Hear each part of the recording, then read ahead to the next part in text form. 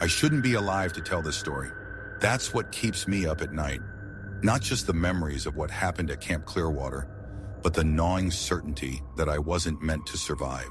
The others, all 12 of them, were meant to be silenced forever. Sometimes I wonder if death would have been easier than living with what I saw that night. Looking back, all the signs were there. The locals at the gas station warning us to find another camp. The old newspaper clippings about the drownings in 1984. Even the name the kids whispered around the campfire.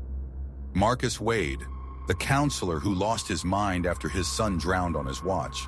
But we were young, stupid counselors who thought ghost stories were just that. Stories. The day started normally enough.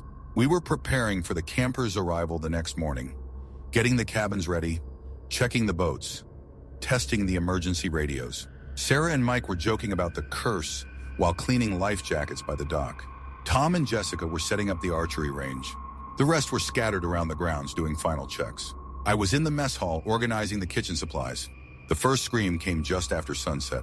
We thought it was a joke, another counselor trying to scare us.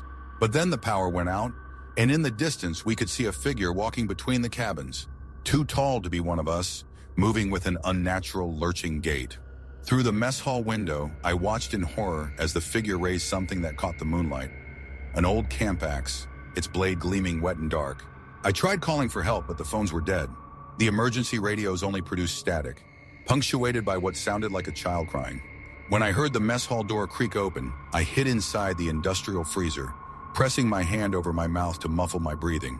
Through the small window, I watched as massive boots trudged past, leaving muddy water mixed with something darker.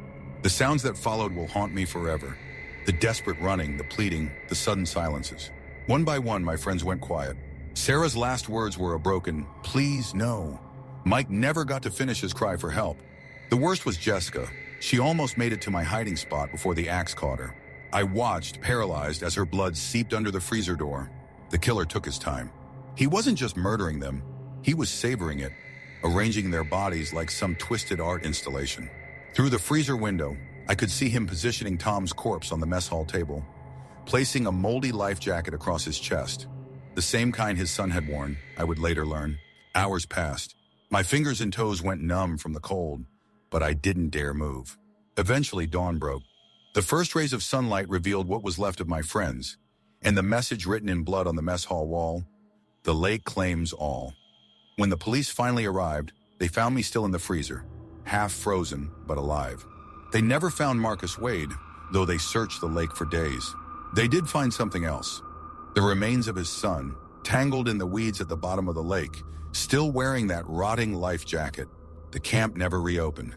The families of my friends suited into bankruptcy. The buildings were torn down, and the lake was drained.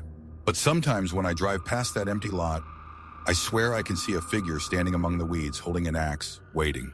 And every summer, like clockwork, another lake in another state reports a drowning. Always a child, always wearing a life jacket. I know what you're thinking. Why tell this story now? Because last week I received a package. Inside was a waterlogged life jacket, caked with mud and something darker. Pinned to it was a note.